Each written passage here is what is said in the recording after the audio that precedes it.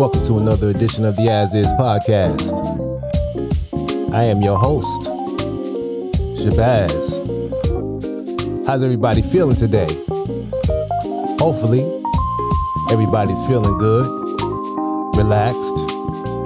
Hopefully, you've enjoyed your holiday weekend. I know I have. So, with this good feeling, I decided to come through, and talk to the people. Now, before I start, as always, let me hope that this podcast finds you in the best physical, spiritual, and mental health. Hopefully, this podcast will create some type of understanding, because I see that we need some understanding.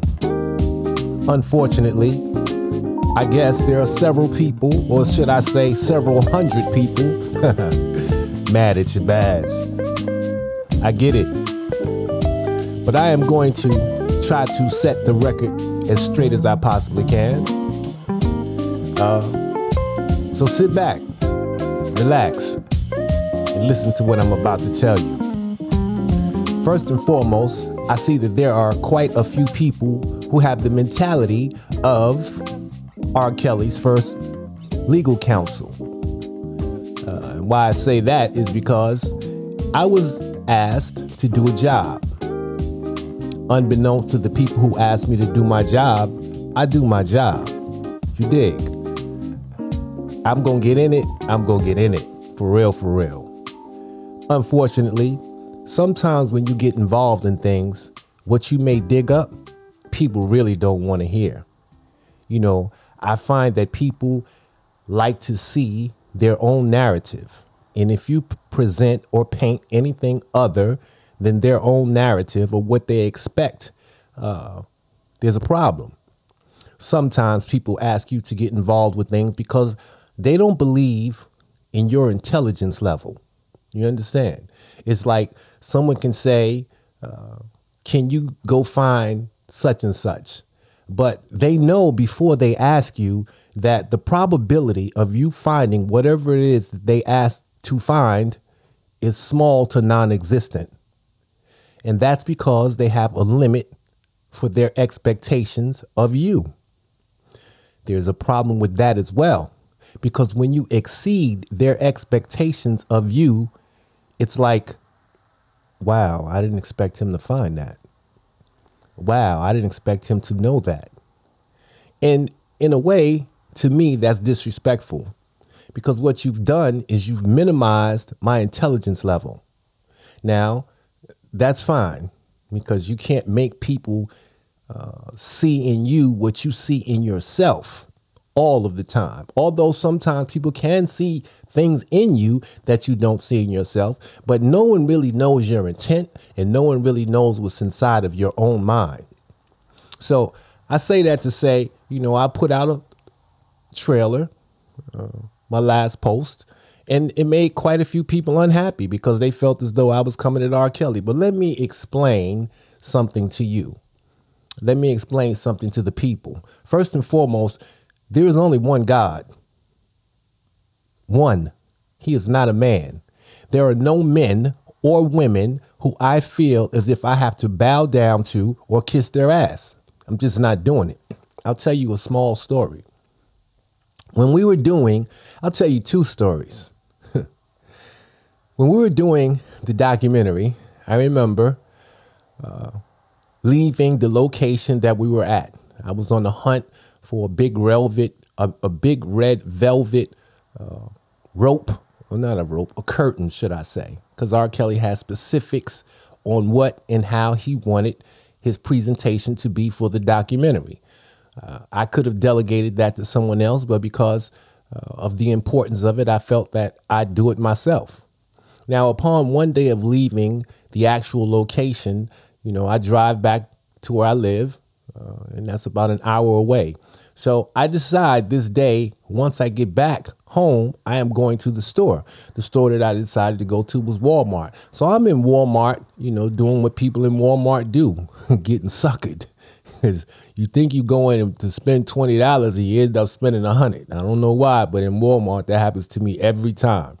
In any event, my phone rings and it's my manager. He's not my personal manager. He's a manager that's been with me since damn near day one. He's the manager and he takes care of what needs to be taken care of in the streets. Now, I'm an hour away. Somehow or another, R.Kelly decides that he wants to go to the location and he wants to give more specifics on what he wants done. So my man calls me on the phone and he's like, yo, Baz, yo, Kelly want to talk to you. And I'm like, in my head, I already got a long list of things to do. But in my head, I'm thinking like, what do you want to talk to me about? And the reason why I'm saying it is because I'm frustrated. And the reason why I'm frustrated is because I'm personally handling all of this stuff by myself. You understand? There were other people who were involved, but when it came down to the nitty gritty and the walk and grind and find the things that are needed, that fell on Shabazz's lap. Again, I could have delegated it to someone else, but I felt it was too important to not do it. So in my mind, I'm already on the defensive. And the reason why I'm on the defensive is because I know R.Kelly. Before I tell you why, here's what I'll give you as an example. I've been with him and several other people, and we've gone to a restaurant in Chicago called Tavern on the Rush. R.Kelly liked Tavern on the Rush, and he liked to sit. There's a triangular park that sits directly in front of Tavern on the Rush. So there's maybe 8 or 9 people. He orders chicken. He wants everyone to eat chicken for whatever reason. You know, he's R.Kelly. You know, so he might ask you what you want to eat, but the ultimate decision rests on him. You know, you have people like that. Well, you want something from the store? You tell them what you want from the store, but then they bring back what they want to bring back because that's what they wanted. I don't know if it's I don't know how to describe that personality, but that's just how I took it. So long story short, I don't think there was enough chicken in the restaurant at the time for the 8 or 9 people because it was later on in the evening. I literally seen people scared, and these are men, to come back and tell R.Kelly there's not enough chicken. Now, R.Kelly, be mindful, did not have a gun. He did not have a knife. He did not have on a mean face. He was the same person that initially walked up to the restaurant as he was while sitting waiting for the food. However, because of him being R.Kelly, there was dudes scared to say, yo, they ain't got no more chicken. I looked at that and I said, yo, it couldn't be me. Because the power that he wielded was so intimidating to those around him. And not all, but this in particular time, they felt like, yo, I can't tell this man they ain't got no chicken. And for me, I'm not that type of dude. Like, they ain't got no chicken. They ain't got no chicken. I wish you would get upset with me because they don't have any chicken. And I'm telling you that. So I had that mentality, the picture of it in my head while standing in Walmart, walking through the aisles, because I know that there was a certain level of intimidation and fear that came along with him because of who he was. Now, be mindful. My manager says to me, Shabazz, chill. And the reason why he says Shabazz chill is because everybody know how Shabazz is. Yo, I don't care about you being R. Kelly.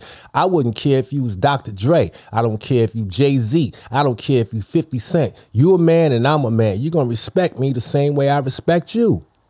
You understand? Like, your success in life is not going to belittle the fact that I'm a man. So if you come out your mouth and you say anything sideways, I'm going to say something back. Simple as that. So now Diallo, I said his name, but you know what I'm going to say. Diallo, who is the manager, you know, of AsIs for me, says, yo, Shabazz, chill. And he's saying this because I know that he knows how R. Kelly is, and he's meticulous in what he wants done. And there's nothing wrong with that. However, it's sometimes the way you say it. And when you're in a position of power, you do not talk to people as equals. You're often condescending. And I don't know if you're condescending because you're intentionally condescending. I just think there's a transformation. You metamorphosize into everyone being subservient to you, and you start to talk to everyone the same way. You understand? And you could turn it on and you could turn it off. But it's usually on when there is a person or people who are working in a situation that you are involved in. So in my mind, you know, there's already that I don't care who you are. And it's also in my mind, I know how dude is. So He gets on the phone.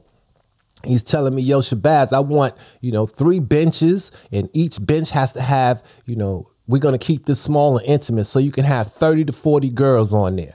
Like, well, who you want to get the girls? Well, I'll pick up some of the models because, I got my magazine. So models were never an issue, still aren't for me. But he's R.Kelly. Regular girls ain't an issue for him. And he can get models as well. Then he goes on and says he wants his album covers. He wants us to create a wall around the stage, and he wants all of his album covers. He also wanted a king's chair. Now, the king's chair that we had decided on before this happened was already cemented in stone in my mind. You understand? Now, I'm going to tell you the kind of chair he wanted. It was a big red velvet chair that looked like it's a Louis XIII chair. I've seen 2 chairs like this before, and they were being purchased on a TV special from Michael Jackson in Las Vegas. And I think the chairs, in this in particular store that Michael Jackson bought them from cost him $1.2 million, which is absurd to me. They may have been real royalty chairs that have been dated, but whatever the case is, the ticket on them was $1.2 million.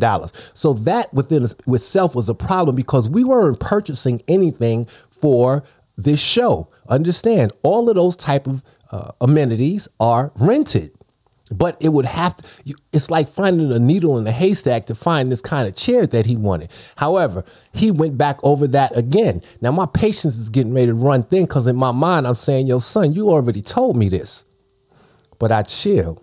And the reason why I chill is because, at the end of the day, he still is a client.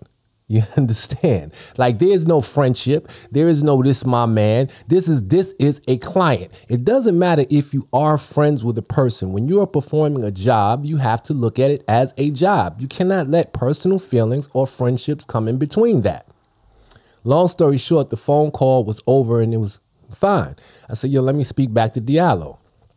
Diallo was like, yo, Baz, yada, yada, yada. We talked some small talk. I'm like, all right, I'm good, son. I'll see you in the morning. So that's what happened. Now, understand what I'm saying to you. And the reason why I'm telling you that story is because I know his personality. You understand? Now, how does that correlate with what I'm saying?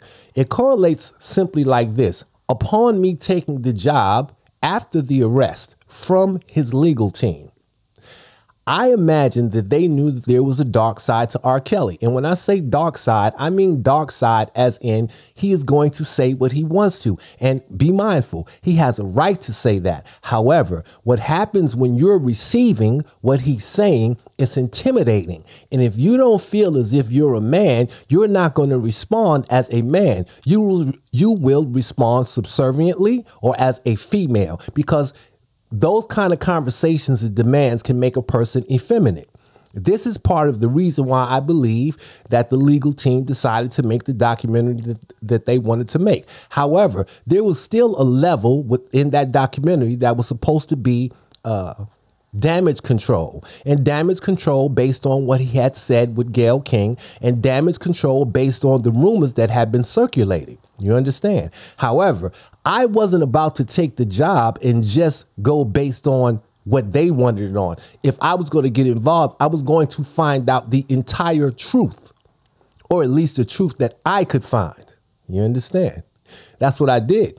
And there was a problem with that. There are a ton of things that I did not release, that I did not even show them, simply because I felt it was too much. And people don't like when I talk about it, and I'm not harping on it or saying it's bad or it's good. But some of the gay things, I just didn't feel like I wanted to put that out. Although these men were consenting men, just some of the things they said was just too graphic for me, and I didn't want to put that on that man's back. Had nothing to do with the lawyers or with R. Kelly. It's something I felt strongly about just as being a man. You dig? So I say all of that to say, when I put out the post that I put out, people don't like when I say what I say about R. Kelly or show the fact of R. Kelly. And particularly, we're talking about the prison scenes. Now, let me tell you something. Jail is jail, dog. And it don't matter if you R. Kelly, Harvey Weinstein, Slick Rick, whomever else has been to jail. It's a dog-eat-dog world in there. It's just different.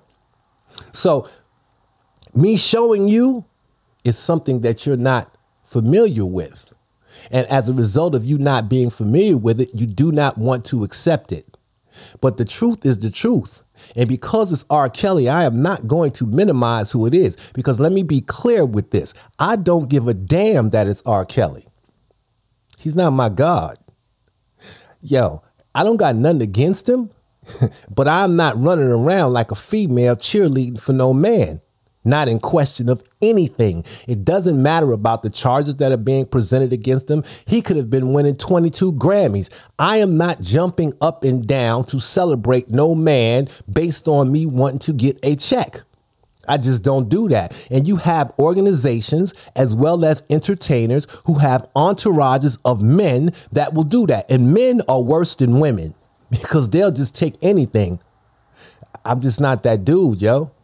Yo, I remember one of the first times I experienced something like that, and that was with DMX. We was in a W Hotel in Chicago. He had a Ali. Ali was his manager at the time. Yo, we on the elevator. It's me, Ali, DMX, and a brother named Kato.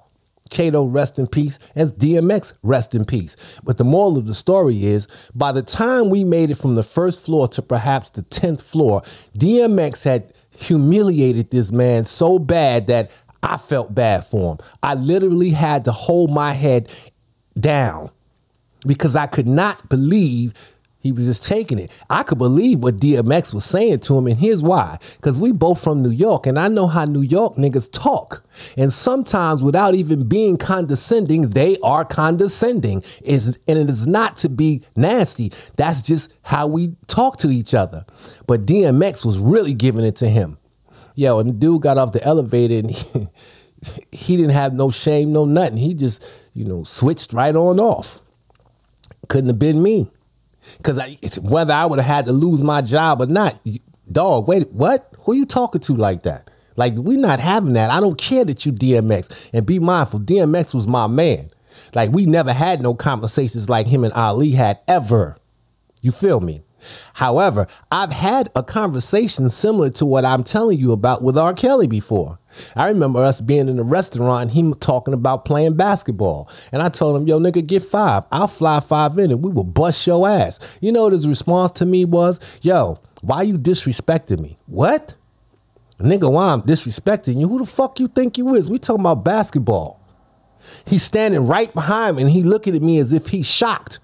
Nigga, we talking basketball. We not talking in a disrespectful way. When niggas talk basketball because that's what they do, and they talk shit.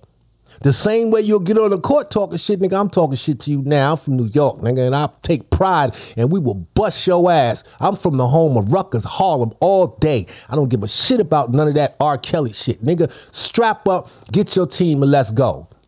He ain't do it.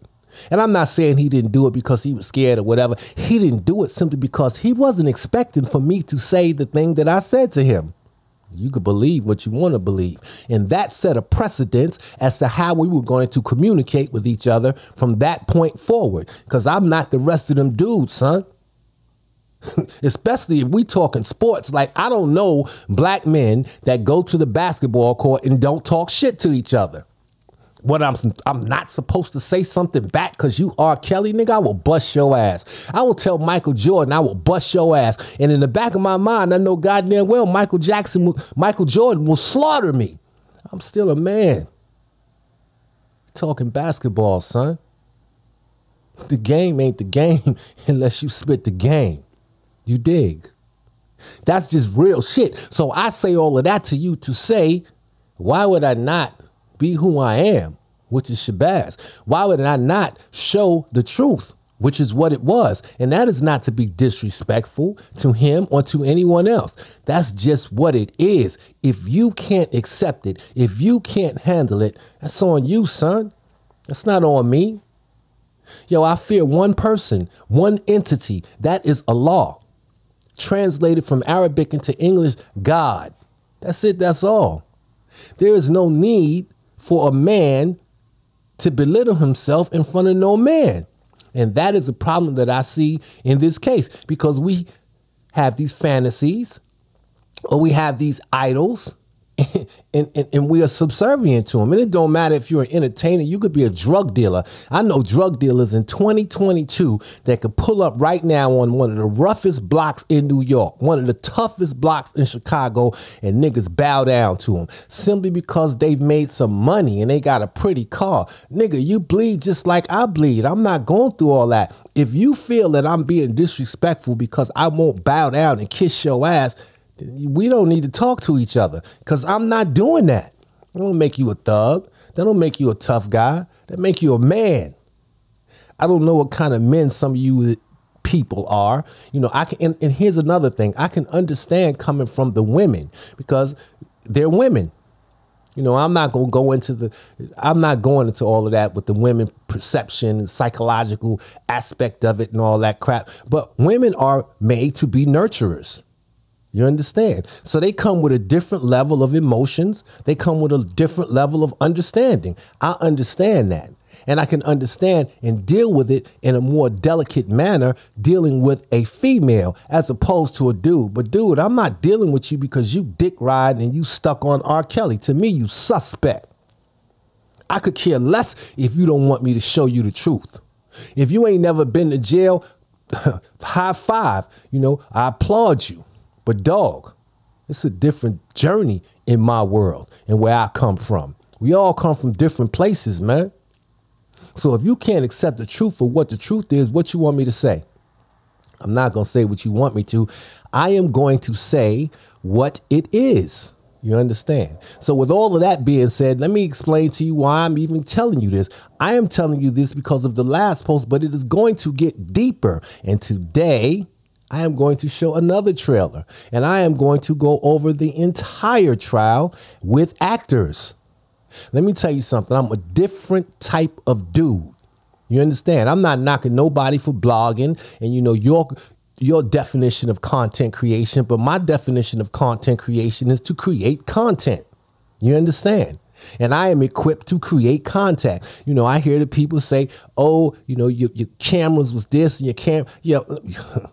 The work speaks for itself. I'm not going back and forth with that type of mentality because at the end of the day, it doesn't make sense because the facts will still remain the facts, and the star of the show and those facts are R. Kelly. How you present them doesn't matter because you understand. It is no different than a person who can't spell.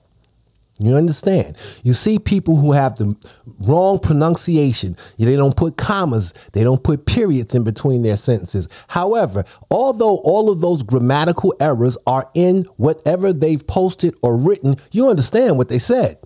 It may not be politically correct as far as grammar is concerned. However, you understand. So I wouldn't care if you've seen something blurry. You get the gist. And let me tell you something else. For those who aren't in the position to show it clearly, you continue to still show what you show. You use what you have until you can get better. But you do not let someone stop you from doing what you love or you like or what you need to do for you to get on because you don't have what they feel is the equipment to do it. Let me tell you. The reason why the majority of black people especially fail at anything is because they give up. There are too many, I don't have lights. I don't have microphones. I don't have electricity. I don't have a stage. I don't have a set. Nigga, that don't stop us. We black. You understand? We are the creators of not inspiration is the wrong that's the wrong word that I don't know which word I'm looking for because my mind is racing. No, we are the creators of improvisation. You improvise. You understand? But you don't stop. Because if everybody took the mentality of, I have to stop because I don't have, there would be no progress in the world. What you think? White people, they stop because they don't have, you think, you know, Bill Gates and Steve Jobs stopped because they didn't have a Zyod or, you know, some type of ion for their computer. They found another way till they could get to what it was, and they presented what they had. And they spoke it well enough for someone to understand, to buy into what they were selling. That's the game. That's the American dream. Don't let nobody take that from you. Because I'll be damned if I let any of you take it from me. And I'm not trying to come at nobody. But if you want to bring it, bring it. But be mindful. I clap back. And I don't got to clap back with the, you know, I got to talk about your mama and I'm trying to call you a name. I come back with work. That's the bottom line. And that's how you're supposed to do what you do. And you know what? The irony to all of this is I hope that R.Kelly comes back with work. It does not matter if he is guilty or innocent. I want him to come back with work simply because as a man, that is what you're supposed to do. Sometimes when you lose, you have to be willing to take the loss and accept saying, I lost. That don't make you less of a man. Sometimes you have to do that. But what you do within that loss is you go back and train so you can come back and win. You come back to fight again. Yo, we don't do that. And I'll be damned if I let any of you talk me out of doing what I do. I don't care who like it and who don't like it. I am going to tell the story that I see. And there is no such thing as because it's R. Kelly, I can't say it. If you want that to be your God, then that is on you. He is not my God. No man is my God. No man is above reproach. Because if we start to believe that, then certain people will be above the law. Because Jay-Z sold or was made to be the first billionaire. That means he can't go to jail. Are you crazy? Look at what's happening right now with Trump. Because he's Trump, he done went and stole stuff that was top secret that he ain't even supposed to have inside his house. But because he's Trump, has the mentality that he is beyond reproach. And because there are people who believe in him, they're supporting that mentality. That's not right. Let me tell you something. A man means responsible. You understand? And you have to be responsible and stand in the face of adversity, regardless to if you think you're going to win or lose. There's nothing wrong with losing, but you have to stand up to even get that lesson. You dig? So I am definitely not going to tell you guys all of this and let anybody take me off of the path that I am on, regardless to whether you like the information or not. A story has a variety of parts. Some of those parts you may not like. That does not devalue or take away the fact that this is the story. These are the things that I talk about on my podcast all of the time. And this is why I say, if you are not with someone who can uplift you mentally or show you the right way, you need to change the people that you're around, because misery loves company. And then you also have to be mindful. If there is someone who doesn't know, how do they know until someone shows you? This is something that comes with time and age. When you running around young and reckless, you ain't trying to listen to Shabazz. Yo, dig, the audience that is around R. Kelly are all over 40. Do you understand? So the majority of you should already know this, but unfortunately, there's a lot of us that don't know. If you've lived one way all your life and someone comes in and shows you something different, you're going to be reluctant and resistant to it until you actually see that it works. You got to change the way you think, yo. And if I can't convince you to do that, that's fine too. Because I'm not a God. I'm nobody's God. I can only control Shabazz. But nobody is going to control or tell me what to put out and how to put it out. It is just not going to happen. You do not have to like it. Don't watch. Don't listen. You have that right. I am not begging you to be a follower, a friend, a fan, or a supporter of mine. I am here the same way I started from the beginning, and that is to show you my findings and my truth. We don't have to agree, but I'm not going to disrespect you. And I'd be damned if you think by putting a post or saying something crazy to me that it's going to stop me. Yo, let me tell you, I'm a different type of dude. You understand? I need that hate. That's gas to me. So when you come with it, you better come and shoot your shot and take the best swing that you possibly can. Because guess what Shabazz is going to do? I am going to come back. There is no, I am not one of these girls that, you're not going to come to me and y'all going to keep coming and coming and people are going to say all of this stuff and now, oh, I can't live on this block because she said this and he said that and it's been hell for me. Nigga, I come from the ghetto. It's been hell for me all my motherfucking life. Do you understand? The game is the game. And if I don't stand up and represent what I preach, then I'm a fraud. And fraud, that's never going to happen. I don't give a fuck who like it and who don't. You understand? And I'm not saying it to be facetious or mean. I'm just telling you what it is. So with all that, let me show you what's coming. Because some of it you're not going to like. You dig?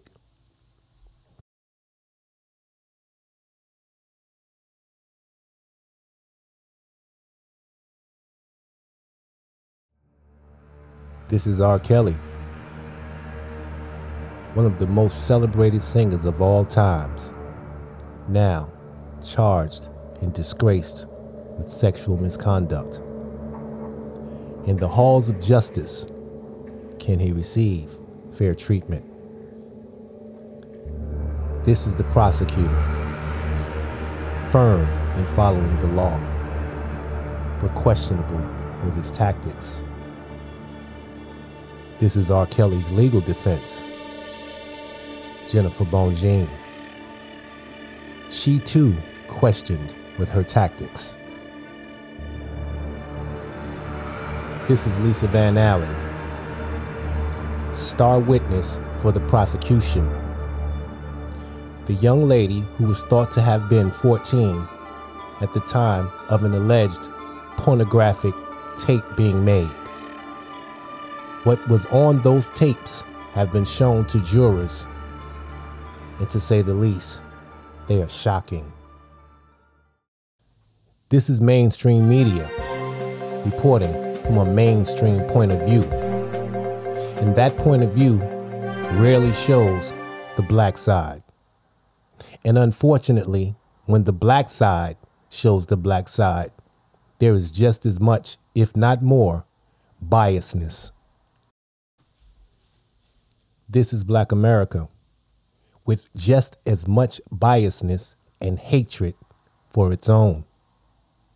It is this audience, it is this mentality who has made the R. Kelly saga the subject of controversy. And within this controversy, there remains one question. Will R. Kelly be found guilty or innocent? And will that give people relief or something more to talk about?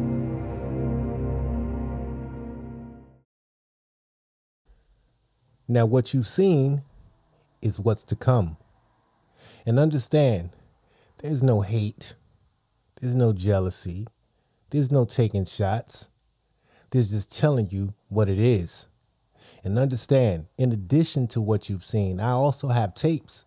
And I told you, they're not tapes to try to say, don't say this or don't say that. They're just actual factual tapes. As you've actually seen, you see Lisa Van Allen.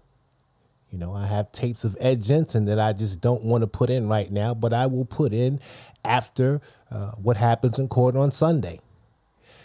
Contrary to popular belief, the bad thing about this case, and this is what I always tell you guys, is that when you dig, you find is no different than being in a relationship. And I always use relationships as an example. Being with someone, right, and asking to see their phone. No matter what that person says, he or she, there is something incriminating and damaging in that phone. That person may have forgotten to take something out. There may be a picture of an old boyfriend, an old girlfriend, something that is questionable, and it is questionable enough to start an argument. That's why it's a very good mentality to say, I'm not going to look, because if I look, I'm going to find. If you search for something, you're going to find it. Believe that. And that is a good and a bad for media. Because when you get someone who really does their job, trust me when I tell you, they are going to find something. And it does not matter what you say. And I have been in that situation with this case. Because as I've explained earlier, people don't expect you to do your homework. You know, they, mentally take a shot at you because they don't believe that their expectations of you being successful is little to none. But guess what? Sometimes They make mistakes. You get somebody who's on their job. So you have to be very careful who you champion for. You also have to be very careful and ask yourself if you really want the truth. And here's why I'll say this before I leave, because I didn't want to make this a long podcast. Check it. Sometimes when you know something, you suspect something, or you think something, you go in a different way. And a different way is there is a very possibility that my defendant or my client can be guilty of something. It doesn't necessarily mean that the person has to be guilty of the most severe charge.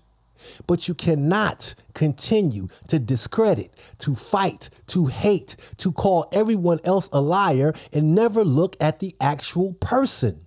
And this is the problem in the R.Kelly case. I am not saying that that man is guilty.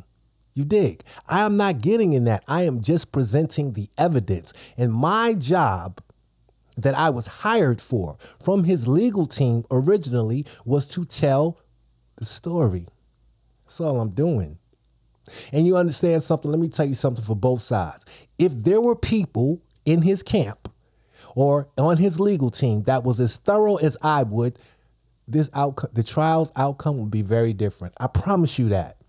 I am not going to tell you which way it would have gone, but I can tell you just from the homework that I've done, it would be a very different outcome. People are not looking at that. People are looking at Jennifer Bongine is great. People are looking at Jennifer Bongine is trash. There are two sides to the story. But I can tell you the real side, and the real side is the evidence. The real side is facts, not opinion, not what the bloggers sit down and do. And that is just talk. And that is myself included. There is nothing wrong with reading, reenacting the transcripts. But the transcripts are only the surface because the transcripts are only a reflection of what someone has said. That is an entirely different thing than what someone has actually seen or participated in and can prove it with footage.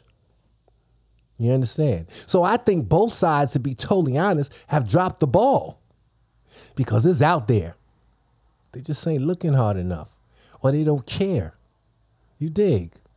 So before you pass judgment on either side, you have to ask yourself some very logical questions. And I think because it's coming from the AsIs podcast, for the naysayers and those who are against Shabazz and Shabazz's findings, ask yourself, how did he get those tapes? How did he get that information? You can't be selective in what you want to be right. You cannot be selective for your narrative because that's not justice. You understand? When you stand for something, you have to stand for whatever it is you believe, regardless to what you find. You understand? And we're not doing that. We are standing only for what we believe, regardless to what we find. And as a result, to be totally honest, R.Kelly is a victim of that because he's in jail. Bottom line, there are some things that I know he's not guilty of. I can tell you that. But there's nobody to challenge it. Let me tell you something about power. And I want y'all to read in between the lines. Power is only power because there's nobody to challenge it. When someone challenges the powers that be, they become the power. A bully is only effective if you don't fight back. If you fight back, they're no longer a bully. There's always a chance that you can win. You just have to be willing to stand up and take that chance. So, contrary to popular belief, this is not anti-R. Kelly. This is not pro-R. Kelly. This is me telling you the story, and I'm not going to keep defending that. So, let me tell you in advance. If you feel some type of way, don't listen to me. If you want the truth or what my opinion of the truth is based on fact and tape and things that I can show you, then listen. If you're just someone who's novice and you just want to follow the case, then listen. But do not be one-sided or tunnel visioned.